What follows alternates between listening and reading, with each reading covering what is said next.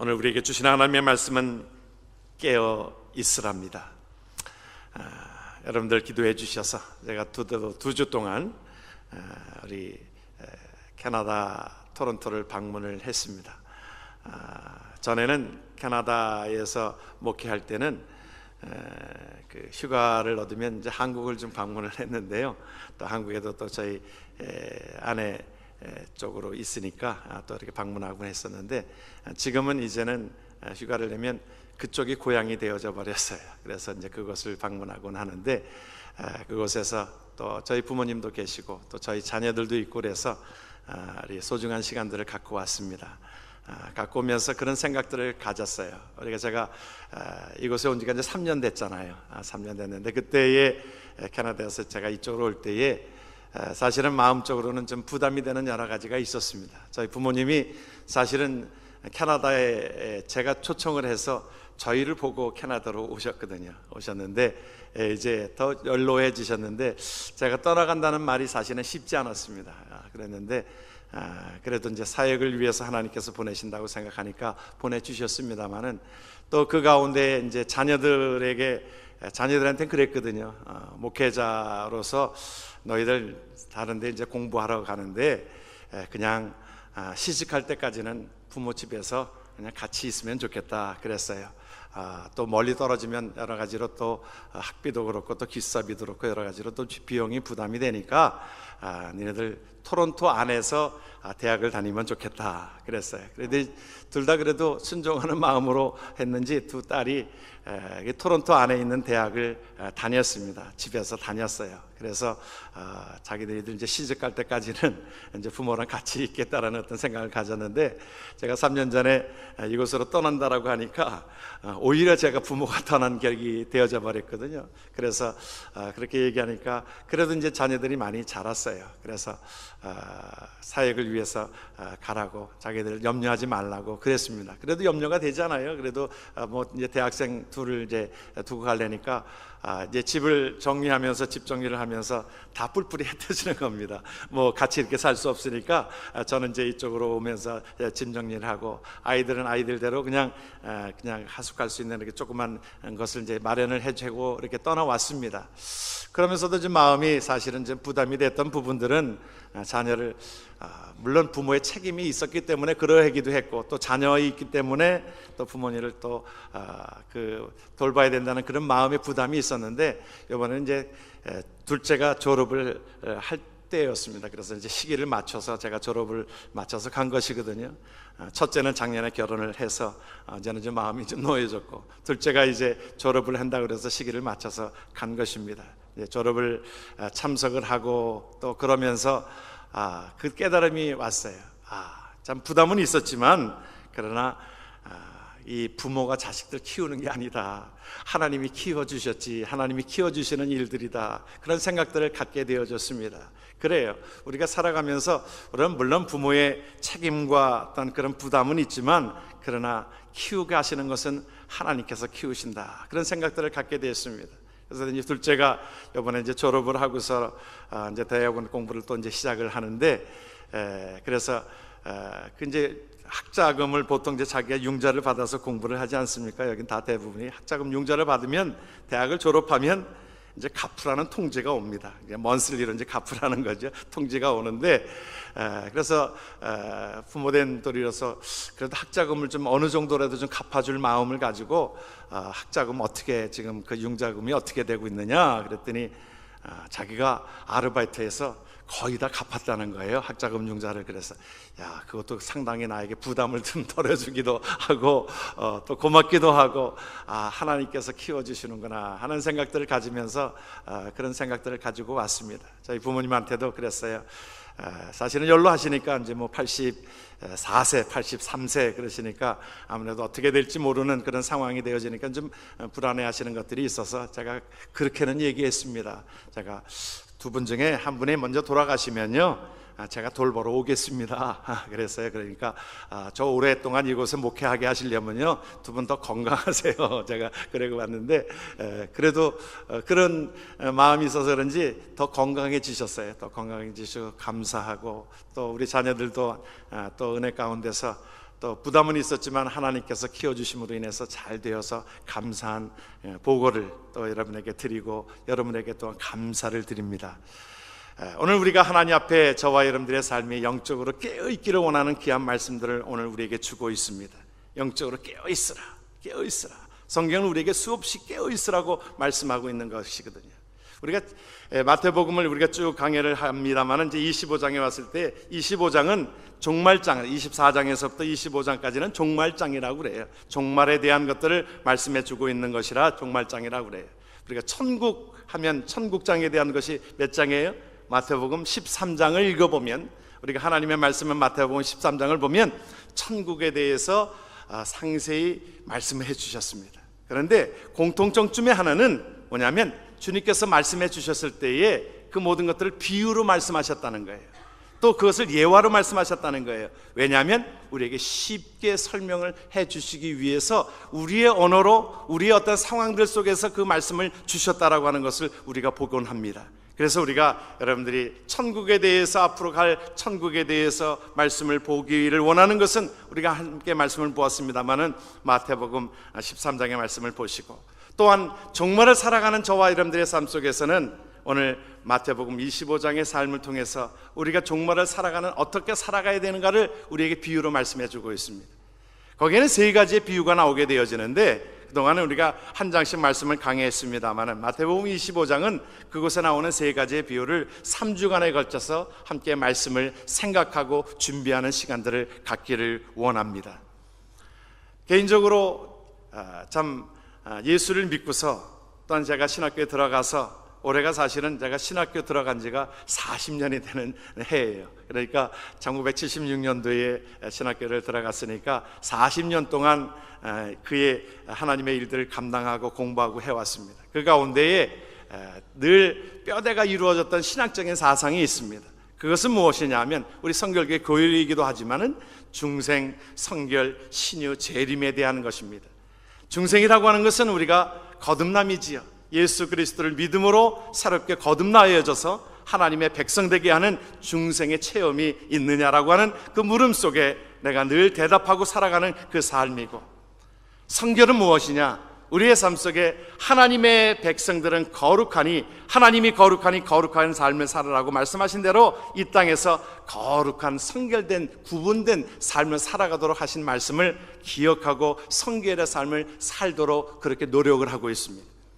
또한 한 가지는 우리가 하나님께서 이 땅을 살아가는 저와 여러분들 속에 하나님께서 모든 것들 속에 간섭하시는데 하나님께서 우리의 병을 고쳐주시는 신유의 역사를 우리는 믿고 있습니다. 그래서 우리가 새벽마다 신유의 그 모든 것들을 선포하는 이유가 거기에 있는 겁니다. 하나님께서 매일매일 삶 속에 우리의 삶을 인도하시는 그 삶, 신유의 그 은혜를 기억하면서 이제 우리가 또 한 가지 무엇입니까? 남아있는 것이 무엇입니까? 우리가 주의 재림을 우리는 사모하는, 살아가는 귀한 삶인 것입니다. 예수님이 이 땅에 오셔서 하나님께서 그 모든 것들을 이루시게 하시는 것 가운데 하나님께서 이 땅에 오셔서 예수 그리스도가 우리의 죄를 위하여 이 땅에 오셨습니다. 오셔서 탄생하셨고 우리를 위해서 어떻게 하셨어요? 돌아가셨습니다. 십자가 지셨어요. 그리고 부활하셨습니다. 그리고 주님께서 승천하셨습니다. 한 가지가 남아 있습니다. 무엇입니까? 그것은 바로 재림이라고 하는 것입니다. 저와 여러분들이 하나님 앞에 재림을 기다리며 주님을 맞이하는 그러한 은혜로 살아가기를 원하는 것이 하나님의 말씀인 것입니다. 오늘 말씀에 여러분들 배경을 보게 되어지면 이것을 하나의 예화로 말씀을 해 주셨는데, 비유로 말씀해 주셨는데, 그 당시에 결혼 풍습이 있습니다. 결혼 풍습은 그것이 양가 부모가 이제 지금처럼 그 자녀들이 만나는 그것이 아니라 양가 부모가 결정을 해놓는 겁니다. 결정을 해놓으면 이제 신랑이 신부 집을 방문하여서 그곳에서 잔치를 벌이게 되어지는 것인데, 그때의 신부 친구들이 들러리를 쓰는 겁니다. 그래서 10명이 돼가지고 들러리를 쓰고 있는 가운데에 이제 보게 되어지니까, 신랑이 더디 오게 되어지니까 졸며 있다가 신랑이 온다 그러니까 이제 깨어있는데 그때에 기름을 준비한 사람은 뭐라 그랬어요? 슬기로운 여인이라. 그러나 기름을 준비하지 못한 그 여인들은 미련한 여인이라 말씀해 주고 있습니다. 물론 이제 이것이 무엇이냐? 그러면 등은 무엇이고 기름은 무엇이냐라고 하는 것이 신학적인 여러 가지의 이야기가 있습니다만은, 우리가 이 모든 것들은 어떻게 해석이 되어져요? 우리가 기름이라고 하는 것은 예수 그리스도를 의미하고 있습니다. 또한 그 가운데 믿음이라고 하는 것들을 의미하고 있습니다. 성령이라고 하는 것을 의미하고 있습니다. 외형이 때로는 중요할 때가 있지요. 외형이 중요한 것이 있지만, 그러나 소중한 것은 무엇입니까? 등을 우리가 볼 때에 외형이 중요합니까? 아니지요. 기름이 있어야 그것이 불을 밝히는 그 모습이 되어진 것처럼, 우리 신앙 가운데서도 그렇습니다. 내가 신앙생활을 몇 년 했습니다, 내가 목사입니다, 장로입니다, 권사입니다, 집사입니다, 그것을 내세우는 것이 아니라, 제가 돌아오면서 이 옆에 어떤 다른 분이 앉았어요. 비행기 오는 가운데. 그래서 다 보니까 그래도 이제 같이 앉게 되어지니까 또 통성명을 하고 좀 있어야 좀 여행 가운데 좀 시간이 지루하지 않잖아요. 그랬더니 그분이 이렇게 얘기를 하는 가운데 저한테 그런 얘기를 묻는 거예요. 당신 뭐 하는 사람이냐는 거예요. 제가 직업이 뭐냐는 거지요. 그래서 나는 교회 목사입니다, 처치 패스터입니다 그랬어요. 그러더니 그 다음 말 묻는 것이 자기가 크리스찬인 모양이에요. 그러니까 묻는 말이, 아유 크리스찬, 우리는 사실은 목사라고 그러면 크리스찬이라고 하는 말은 묻지 않잖아요 보통. 그것이 크리스찬이라고 하는 그것을 알고 있는 것이기 때문에 그렇게 되잖아요. 그런데 그 사람이 묻는 거예요. 자기도 나도 크리스찬인데 당신도 크리스찬이냐? 그렇게 묻는 거예요. Of course. 내가 저기 크리스찬이라고 그렇게 얘기를 하고서 얘기를 좀 나눴습니다만은, 그 말에 미닝이 있다 생각했습니다. 우리가 겉으로 보기에 화려하고 목사요, 장로요, 권사요, 집사요, 이것이 정말 믿는 것과, 물론 우리가 집사 될 때에 예수 그리스도 믿는 사람을 집사 직분을 주고 권사 직분을 주고 장로 직분을 주고 목사의 어떤 기름 부음을 주지만, 그러나 외형만 있고 그 안에 내용이 없는 사람들이 혹시 있을지 모른다는 것입니다. 저는 그렇게 깨달음이 왔어요. 그래요, 우리가 살아가는 데 있어서 외형이 중요하기도 합니다만은, 그러나 그 모든 것들 속에 때로는 그래서 참 아픔이 있고 고통이 있고 참 병으로 돌아가시는 그 가운데서 묻는 그것이 있습니다. 예수 믿으시지요? 목사일지라도 예수 믿으시지요? 그것이 우리에게 있어서는 가장 소중한 생명이 되어지는 것입니다. 그래서 우리가 주님을 맞이할 때에, 내가 죽음을 다가올지라도 그 앞에서 내가 주님을 맞이할 수 있는 그 기쁨이 우리에게 있을 때에, 그것이 바로 내 안에 기름을 준비한 그 생명이 있다라고 하는 것입니다. 여러분 그런 기쁨이 있으십니까? 여러분 주님을 맞이할 그 기쁨이 있으십니까? 여러분, 그러나 많은 사람들이 이 땅의 현실이 좋은 사람일수록에 주의 재림을 기대하지 아니하고, 또 그런 사람들이 혹시 있는지 모르겠습니다. 그러나 성경은 우리가 전체적으로 보게 되어지면 재림에 대한 이야기로 가득 차 있습니다. 사도 바울도 그랬어요. 사도 바울도 그 가운데 하나님 앞에 그 재림을 사모하면서, 여러분 데살로니가 전서를 한번 보시면 그 사모하는 그 마음이 간절하게 담겨져 있습니다. 그러면서 그 확신을 가졌던 것이 무엇이냐면, 그래서요 데살로니가 전서 보게 되어지면, 주께서 호령과 천사장의 소리와 하나님의 나팔 소리로 친히 하늘로부터 강림하시리니 그리스도 안에서 죽은 자들이 먼저 일어나고, 그 후에 우리 살아남은 자들도 그들과 함께 구름 속으로 끌어올려 공중에서 주를 영접하게 하시리니 그리하여 우리가 항상 주와 함께 하시리라. 할렐루야. 그 사모하는 그 마음, 재림을 사모하는 그 마음 가운데 내가 주와 항상 함께하는 그 삶이기 때문에, 사도 바울은 그 고통 중에서도 뭐라고 고백합니까? 그 나라를 사모하게 되어지니까 기쁨이 넘치는 거예요. 그래서 우리에게 말씀해 주고 있는 것이 뭐라고 말씀합니까? 항상 기뻐하라. 여러분 그 나라와 그의 의가 우리에게 있을 때에, 하나님의 나라가 우리에게 있을 때에, 여러분 우리가 그 말씀을 보면 의아하는 분들이 있을 거예요. 항상 아니 어떻게 항상 기뻐할 수 있는 거예요? 내가 때로는 아프고 고통스럽고 고민이 많고 근심 걱정 많은데 내가 어떻게 항상 기뻐할 수 있어요? 우리의 영이 하나님의 나라를 사모하게 되어지니까 내 안에 그 영이 기쁨이 넘치는 것처럼, 사도 바울은 그래서 옥중에 있어서도 기뻐할 수 있었던 것입니다. 육신이 자기를 억압하여도 기쁨이 있었던 것입니다. 그러한 은혜와 축복이 저와 여러분들 속에 넘쳐나기를 주의 이름으로 축원합니다. 야고보서에도 그랬어요. 그러므로 형제들아 주의 강림하시기까지 길이 참으라. 길이 참으라. 하나님의 나라에 우리에게 확신이 우리에게 있기에, 주님의 이 땅에 우리를 위해서 오신 주님, 십자가 지신 주님, 부활하신 주님, 승천하신 주님, 제 이름의 주로 오시리라 믿습니다. 주께서 우리에게 말씀해 주셨어요. 요한복음 14장에 뭐라고 말씀하셨어요? 하나님께서 너희는 마음에 근심하지 말라. 하나님을 믿으니 또 나를 믿으라.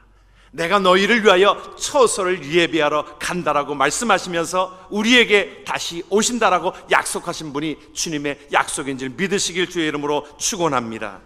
베드로전서에도 그렇게, 베드로후서에도 그렇게 얘기합니다. 주의 날이 어떻게 온다고요? 도적같이 오리니 그날에는 하늘에 큰 소리로 떠나가고 체질이 뜨거운 불에 풀어지고 땅과 그 중에 있는 모든 일이 드러나리라. 그래서 우리에게 말씀해주고 있는 것은, 오늘 주님이 오신다고 해도, 여러분 주님이 오신다라고 하는 개념이 두 가지로 말씀을 드렸지요. 내가 육신에, 오늘 말씀의 서론에 그렇게 시작합니다. 1절에 보면 뭐라고 말씀하고 있어요? 그때에. 그때가 언제예요? 그때에 사람마다 다 다를 수도 있습니다. 사람마다 다 다를 수 있어요. 그때에. 내가 오늘 저녁에 잠을 잤는데 내일이 없이 주님의 나라로 가게 되어지면 그것이 그때인 것이지요. 우리는 그때를 다 다르게 우리는 맞이합니다. 우리가 모든 자들이 다 맞이합니다. 그때에, 사람마다 다른 그때에, 물론 또한 이 그때를, 이 세상의 종말이 오는 그때를 의미할 수도 있겠지요. 우리가 사람마다 다 가는 모습이 다 다르지요. 어떤 사람은 전쟁에서 또 전쟁을 치르다 가기도 하고, 또 교통사고를 만나기도 하고, 또 병을 만나서 가기도 하고, 사람들은, 모든 사람들이 갑니다.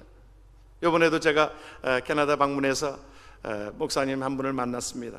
연세가 70이 중반쯤 되신 목사님이신데, 그래서 이제 거기에 있는 함께 하셨던 분들의 안부를 물으니까 그래도 많이 돌아가신 분들도 꽤 있어요. 70대이신 분도 계시는데, 그분이 하는 이야기가 자기도 자기 친구들이 절반이 없대요. 절반이 다 돌아가셨다는 거예요. 절반이 다 죽었다는 거예요.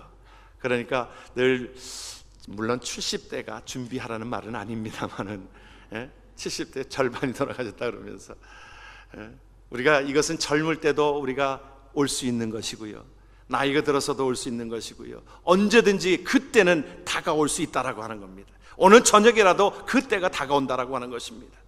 그때에 우리가 하나님 앞에, 슬기로운 하나님 앞에 처녀처럼 준비되어져 있는 심령으로 나아가길 주의 이름으로 축원합니다. 성경에 또한 찬송가에도 보면 우리가 재림에 대한 찬송가가 상당히 많이 있습니다. 오늘 찬송가도 우리가 함께 불렀습니다만은 우리가 자주 안 불렀던 거기 때문에 조금 여러분들이 좀 크게 못 부르시는 것 같아요. 자신은 찬송은 좀 목소리가 큰데, 그렇지 못하면 좀 목소리가 좀 지고요.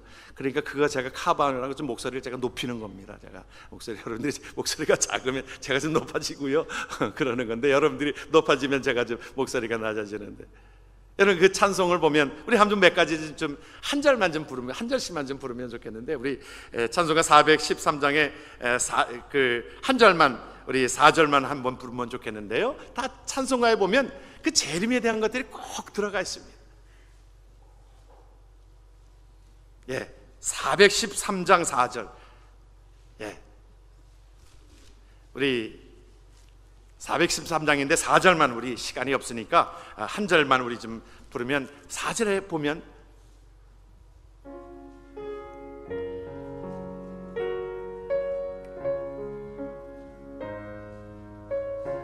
같이 한번 부릅니다.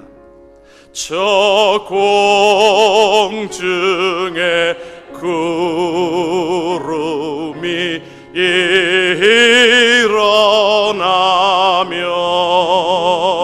큰 나팔이 울릴 때에 주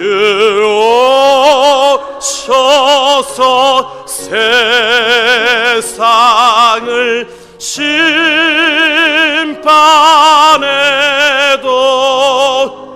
나의 영혼은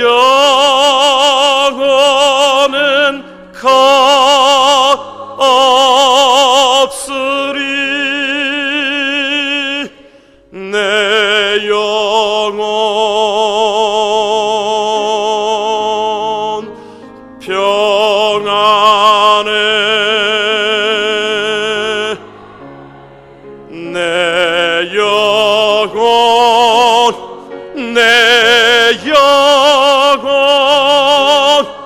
평안해.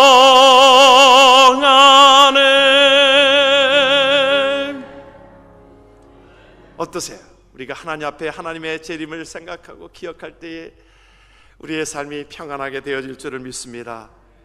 한 절 더 하지요. 하나 더 하지요. 우리 287장, 우리 287장 다 부르면 시간이 많이 갈 것 같아서 우리 3절만 부르겠어요.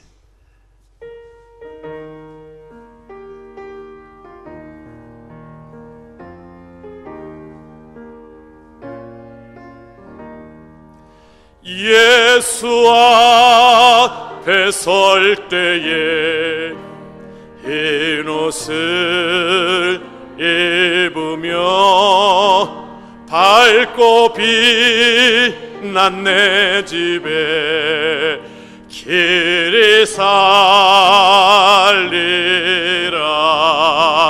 우리 주만 믿으면 모두 구원 얻으면 영생 복락 면류관 확실히 받겠네. 한 장 더 할까요? 246장, 우리 246장. 여러분들이 너무 잘하셔서 계속 찬송 부르고 싶어요. 우리 246장.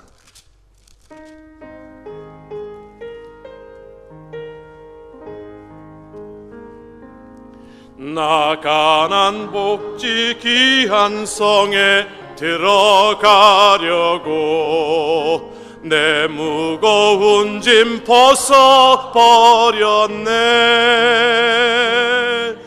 나 기중에 파시할 없으니 저 생명 시내가에 길이 살겠네. 길이 살겠네. 나 길이 살겠네. 저 생명 시내가에 살겠네. 길이 살겠네. 나 길이 살겠네. 저 생명 시내가에 살겠네. 그래요.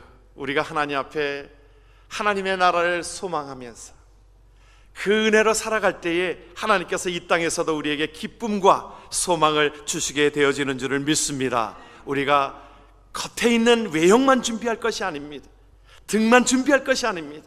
그 안에 우리가 믿음으로 생명으로 준비하고 살아가는 자들에게 하나님께서 우리에게 기쁨과 소망을 주시는 줄을 믿습니다.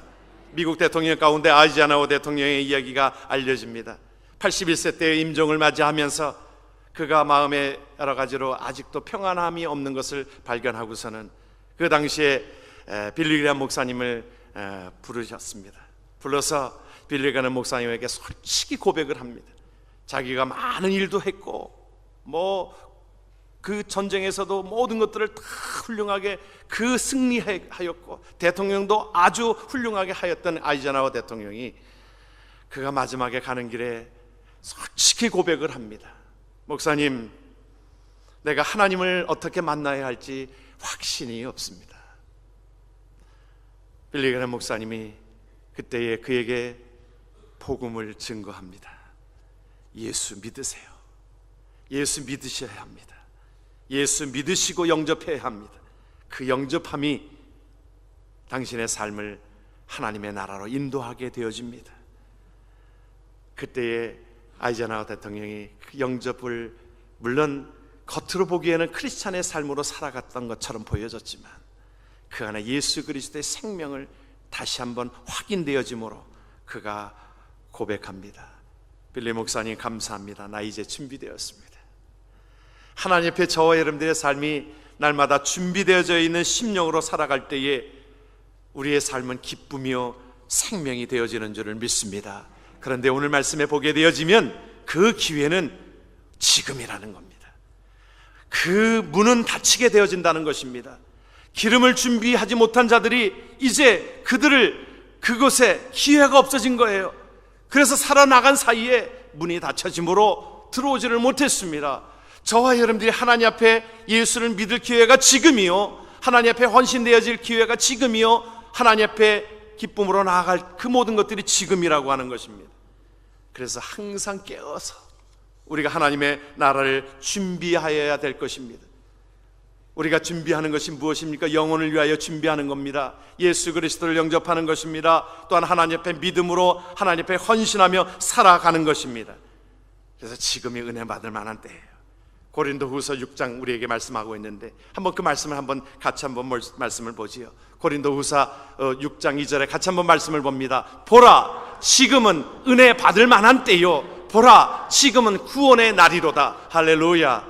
그러므로 하나님 앞에 내가 그 뒤에 미룰 것이 아닙니다.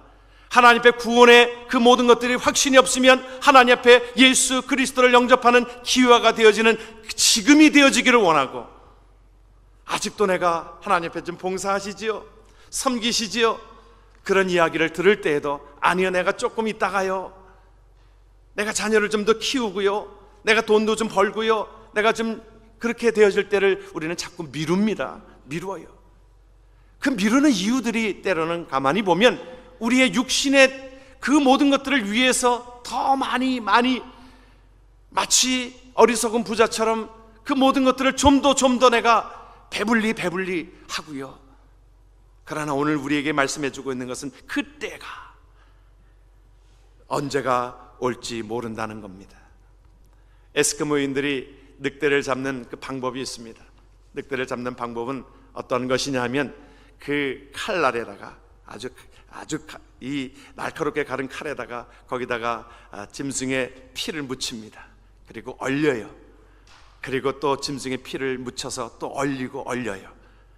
그것을 이제 늑대들이 다니는 길목에다 그것을 놔둡니다. 그럼 피 냄새를 맡고서 늑대들이 와가지고는 그 피를 혀로 그것을 계속 그 피를 먹습니다. 먹다 보면 계속 피가 점점 많이 나오는 겁니다. 무엇일까요? 자기 피입니다. 자기 피예요. 그거를 계속 자기 피를 계속 혀를 가지고 그것을 피를 내면서 자기가 그것을 먹습니다. 결국에는 다 피를 흘려서 이제는 늑대가 이제 다 쓰러지고 맙니다. 그때에 그것을 거두게 된다는 것처럼 우리가 하나님 앞에 육신의 때를 위해서도 물론 우리가 그렇게 살아가야 하겠지요. 그러나 가장 중요한 것은 우리가 영혼을 위하여 우리가 살아가야 된다는 것입니다. 그런데 오늘 말씀에 보게 되어지면 말씀에 그것에 지금 빌려달라 하니까 빌려줄 수 있습니까? 없습니까? 빌려줄 수가 없었던 것입니다. 안 된다는 것이지요. 믿음이라고 하는 것은 빌려줄 것이 아닙니다. 어떤 사람은 그래요. 내 아내가 예수를 잘 믿으니까 내 안에 그냥 그 치마 끝을 붙들고 내가 천국에 갈 것입니까? 그것이 되는 일입니까? 아무리 부모가 예수를 잘 믿고 있어도 자식이 예수를 믿지 않으면 그것은 갈 수 없는 곳입니다. 오늘 천국에 대한 말씀을 주실 때에 이 믿음이라고 하는 것과 하나님 앞에 그 영생이라고 하는 이 모든 것은 생명은 빌려줄 수가 없고 개개인이 하나님 앞에 부르심에 바로 서야 한다는 것입니다. 내가 하나님 앞에 저와 여러분들이 바로 쓰고 있는가? 내 이 물음 속에 하나님 앞에 내가 지금 저와 여러분들이 살아가는 이 땅에서 믿음으로 준비하고 살아가고 있는가? 우리 이 땅 위에서 상으로 말하면 어떤 상이 귀해요? 노벨상이 귀하잖아요. 예? 노벨상이 다 귀합니다.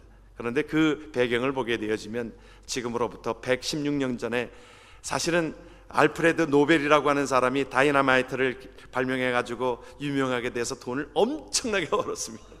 거부가 되었습니다. 그런데 어느 날 자기가 죽었다라고 하는 그 소식을 신문을 통해서 보게 합니다. 이상하지요?